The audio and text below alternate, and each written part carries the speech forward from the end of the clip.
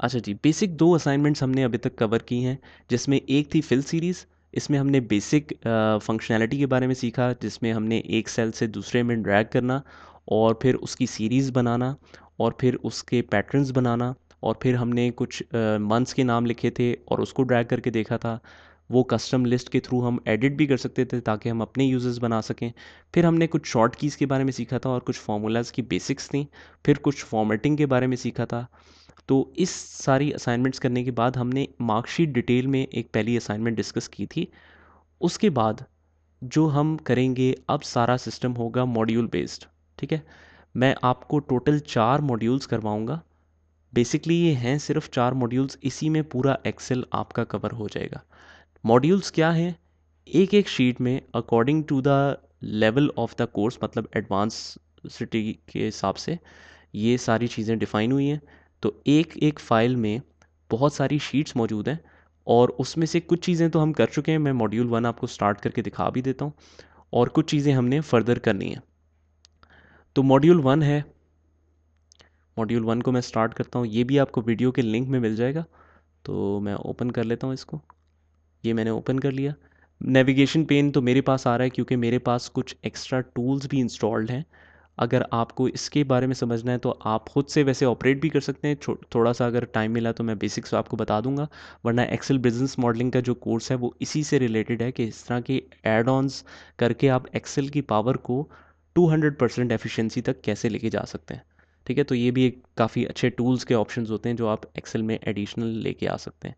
लेकिन मैं फ़िलहाल ये नेविगेशन पेन को बंद कर देता हूँ।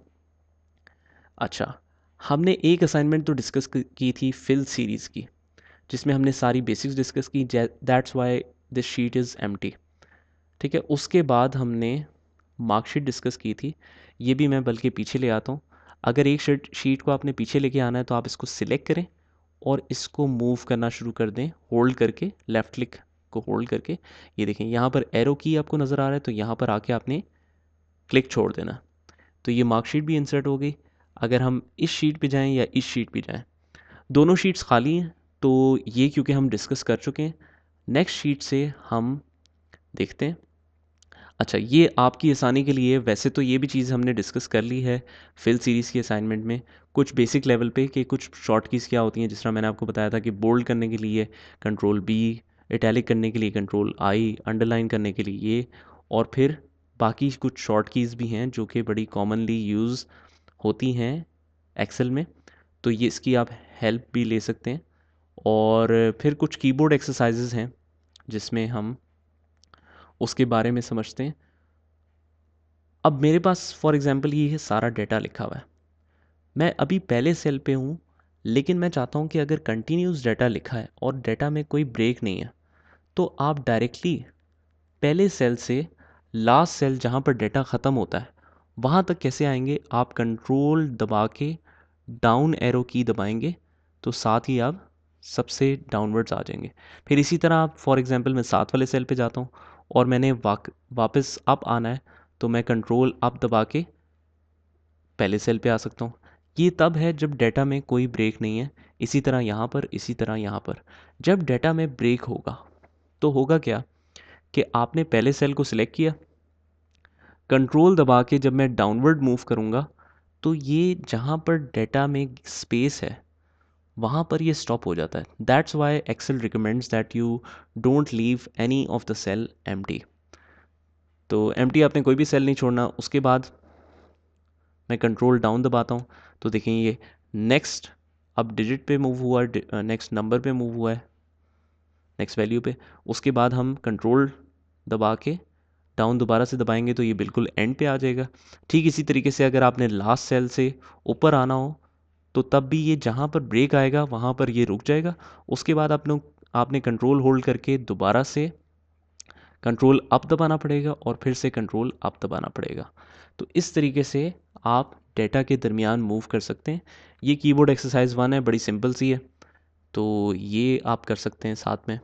फिर कीबोर्ड एक्सरसाइज 2, इसमें भी कंट्रोल की फंक्शनैलिटी बताई हुई है कि अगर कोई डेटा आपका ऐसे चल रहा है, कंटिन्यूस डेटा है, ये हैशेस हमने सिर्फ सैम्पल के लिए रखें, और इसमें आपके लिए एक छोटी सी गेम है। आपने क्या करना है, स्टार्टिंग पॉइंट है और स्टार्टिंग पॉइंट से आपने पॉइंट नंबर 1 पे जाना है, फिर पॉइंट नंबर 2, फिर 3, फिर 4, फिर फिनिश तक जाना है और इस रेंज से बाहर नहीं निकलना।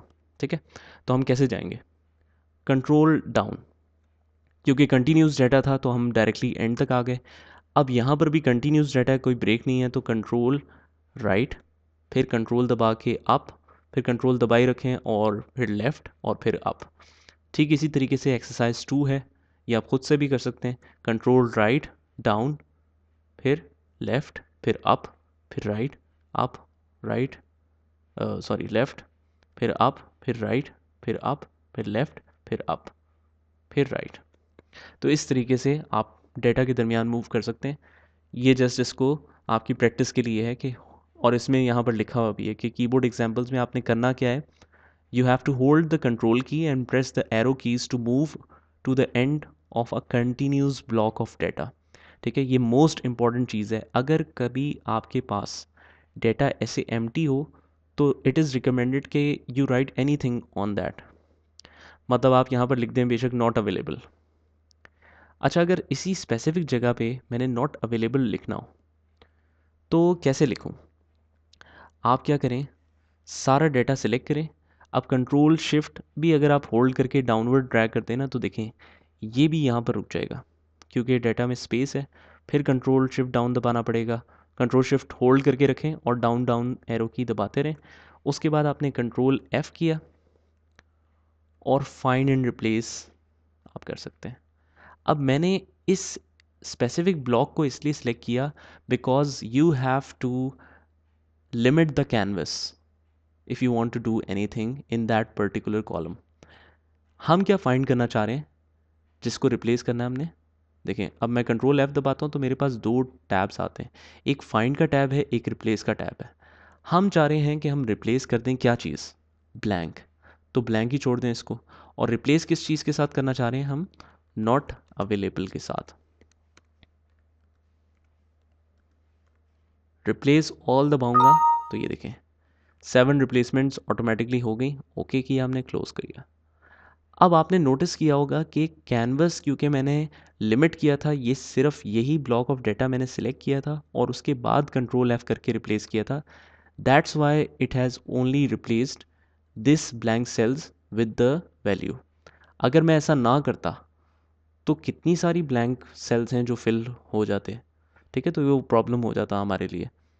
तो इस तरह की सिचुएशंस में आपको जब किसी स्पेसिफिक कॉलम, किसी स्पेसिफिक रो में डेटा रिप्लेस करना है तो आपको पहले वो सिलेक्ट करना चाहिए और फिर कंट्रोल F दबा के आप जो भी चाहें फंक्शनैलिटी यूज़ कर सकते हैं। तो इसी तरह से कुछ कीबोर्ड शॉर्ट की कट 3 भी है कीबोर्ड एक्सरसाइज। इसमें क्या है कि सिलेक्ट मी, मतलब कि ये पूरा ब्लॉक ऑफ डेटा आपने अगर इकट्ठा सिलेक्ट करना है तो आप क्या करेंगे? मैं पहले सेल पे हूँ, मैं क्या करूँगा, मैं कंट्रोल शिफ्ट दोनों होल्ड करूँगा और राइट की तरफ मूव करूँगा तो ये कंटिन्यूस ब्लॉक ऑफ डेटा के एंड तक मूव करेगा और फिर कंट्रोल शिफ्ट होल्ड करके आप डाउनवर्ड ड्रैग करेंगे तो ये पूरा सिलेक्ट कर लेगा। दैट मीन्स कि अगर किसी भी ब्लॉक ऑफ डेटा को आपने सिलेक्ट करना है तो आप एक सेल को सिलेक्ट करें और control shift right and down ऐसे सिलेक्ट कर सकते हैं। अगर सिर्फ सिंगल ब्लॉक ऑफ डेटा है तो कंट्रोल शिफ्ट राइट तो दबाने की ज़रूरत नहीं है, फिर आप क्या दबाएंगे? सिर्फ कंट्रोल शिफ्ट डाउन। ठीक है, तो बिल्कुल सिंपल सी चीज़ है। तो ये आप प्रैक्टिस करें, उसके बाद हमारी नेक्स्ट असाइनमेंट आएगी वी लुकअप से रिलेटेड और बड़ी ज़बरदस्त मज़ेदार फंक्शनैलिटी है। तो यहाँ तक आप कवर कर लें, उसके बाद हम, और जो पिछली भी चीज़ें आप रिवाइज़ कर लें, उसके बाद हम आगे चलते हैं।